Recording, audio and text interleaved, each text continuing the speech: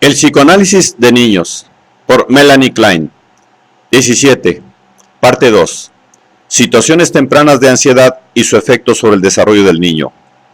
12. Los efectos de las situaciones tempranas de ansiedad sobre el desarrollo sexual del varón. Los análisis tempranos muestran que el desarrollo sexual del niño corre paralelamente al de la niña durante las primeras etapas. Como en el caso de esta, la frustración oral que el niño experimenta refuerza sus tendencias destructivas contra el pecho de la madre, y la separación del pecho materno y la aparición de impulsos sádicos orales son seguidos por el periodo llamado, por mí, de sadismo máximo, en el que desea atacar el interior del cuerpo de su madre. La fase femenina. En esta fase, el niño tiene una fijación oral de succión sobre el pene del padre, tal como la niña. Considero que esta fijación es la base de la verdadera homosexualidad en él.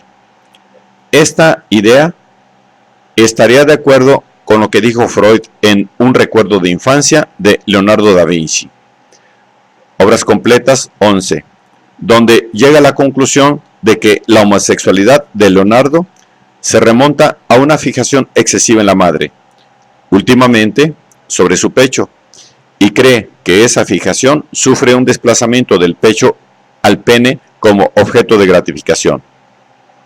En mi experiencia, todo niño pasa de una fijación oral de succión al pecho de la madre a una fijación oral de succión al pene del padre. Además, el niño imagina que la madre incorpora el pene del padre, o, mejor, un número de ellos en su interior, así que, junto con sus relaciones reales hacia el padre y hacia el pene del padre, desarrolla una relación imaginaria hacia el pene del padre guardado en el interior de la madre. Puesto que sus deseos orales por el pene del padre son uno de los motivos de sus ataques al cuerpo de la madre, porque quiere sacarle por la fuerza el pene que imagina dentro de ella y en consecuencia dañarla, sus ataques representan también, en cierto modo, sus primeras situaciones de rivalidad con ella, y así, pues, constituyen la base de su complejo femenino.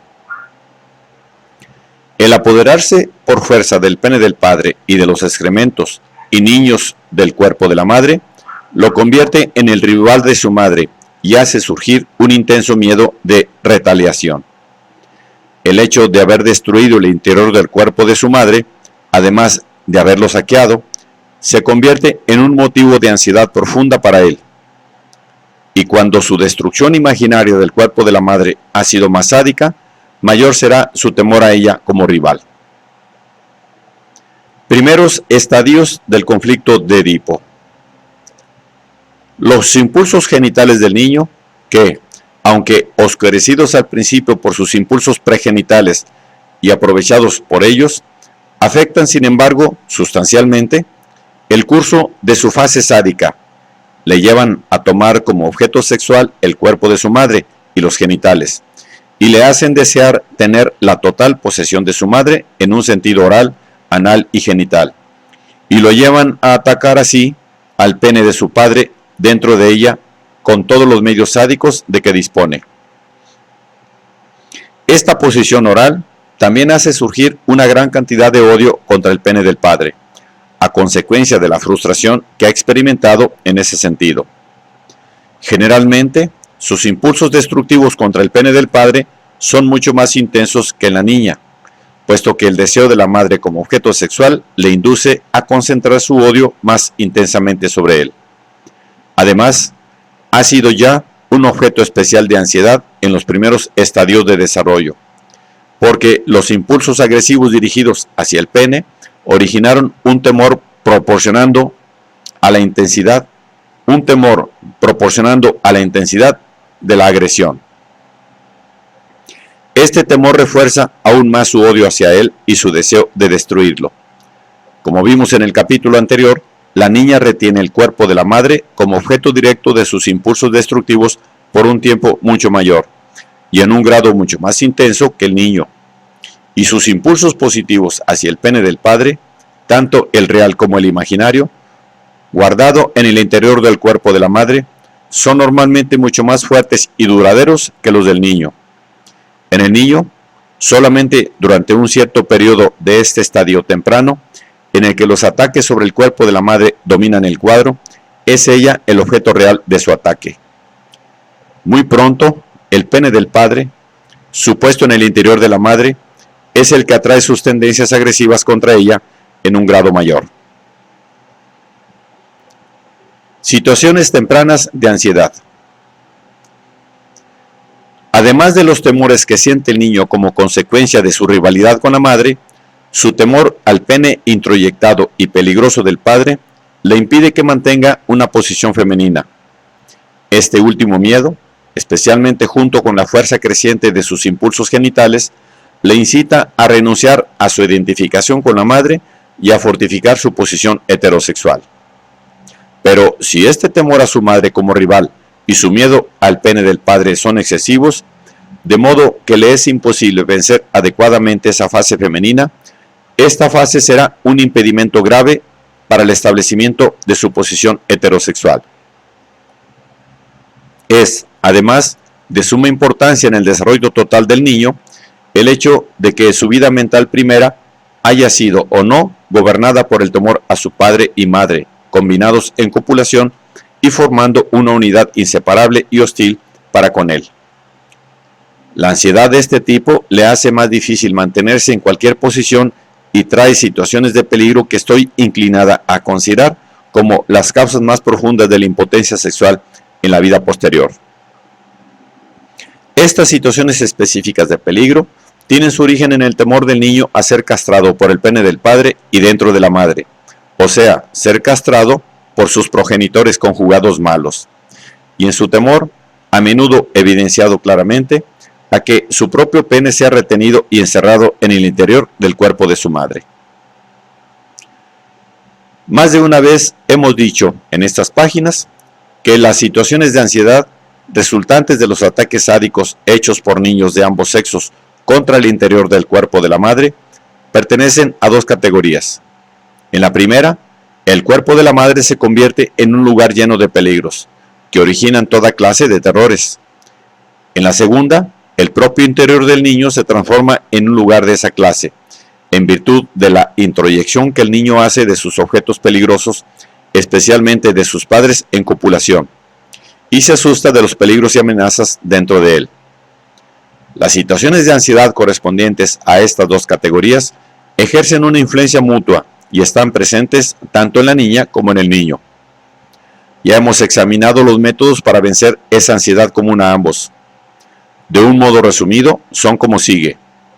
El niño compite con sus objetos malos interiorizados mediante la omnipotencia de sus excrementos y también recibe protección contra ellos mediante sus objetos buenos. Al mismo tiempo, desplaza hacia el mundo exterior su temor de peligros internos, proyectándolos, y ahí encuentra pruebas para refutar su angustia.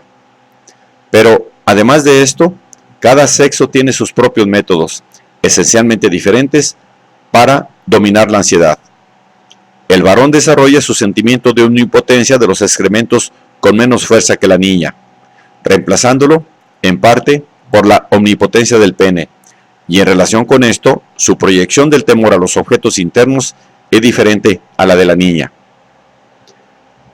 El mecanismo específico que emplea para vencer su miedo, tanto a peligros internos como externos, simultáneamente con el logro de gratificación sexual, está determinado por el hecho de que su pene, como órgano activo, es utilizado para gobernar su objeto, y esto es factible de ser probado por la realidad. Al tomar posesión del cuerpo de su madre mediante su pene, prueba su superioridad no solamente sobre sus objetos peligrosos externos, sino también sobre los internos. Omnipotencia sádica del pene. En el varón, la omnipotencia de los excrementos y de los pensamientos se centra en parte en la omnipotencia del pene y, especialmente en el caso de los excrementos, es en parte reemplazada por él. En su imaginación, dota a su pene con poderes destructivos y lo equipara con bestias feroces y devoradoras, con armas mortíferas, etc.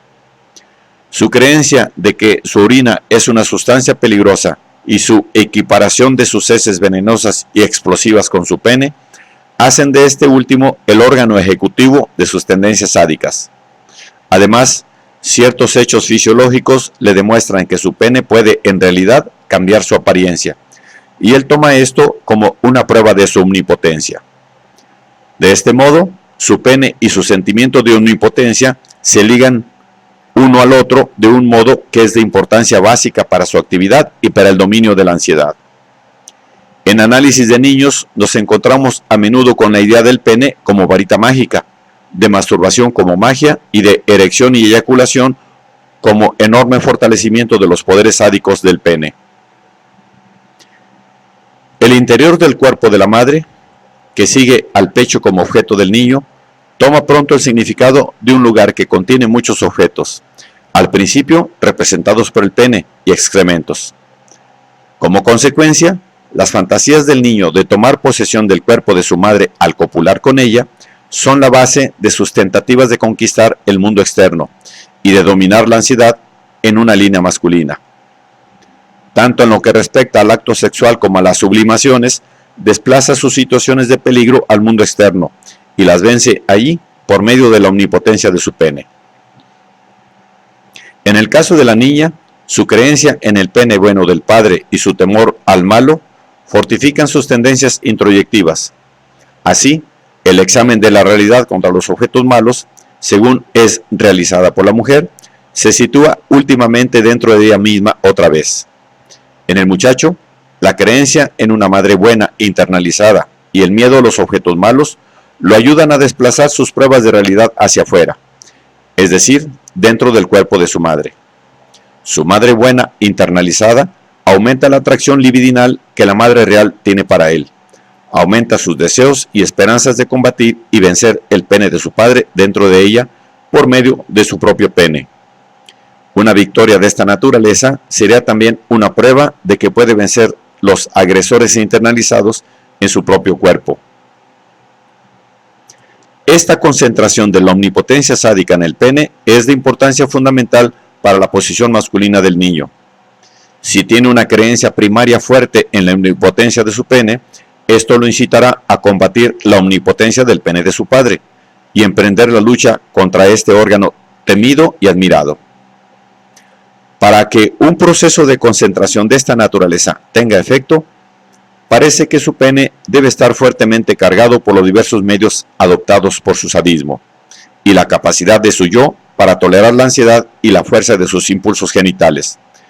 Últimamente, sus impulsos libidinales. También será de importancia decisiva.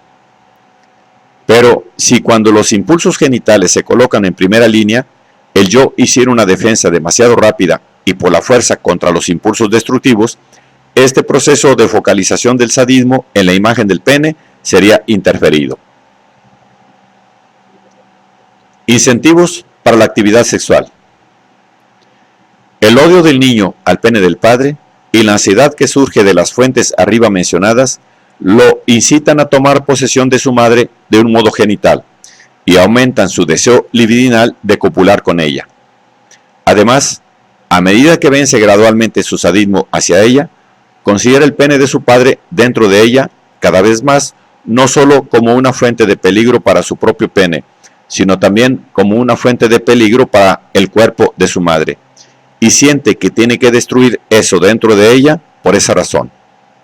Otro factor que actúa como incentivo para realizar coito con ella, y el cual fortifica en la niña su posición homosexual, es su deseo de saber que ha sido intensificado por su ansiedad. En esta conexión, considera su pene que penetra como un órgano de percepción y lo asemeja con el ojo, o la oreja, o con una combinación de los dos. Y quiere, por medio de esto, descubrir qué clase de destrucción ha sido realizada dentro de su madre por su propio pene y excrementos y por los de su padre, y a qué clase de peligros está expuesto ahí su pene.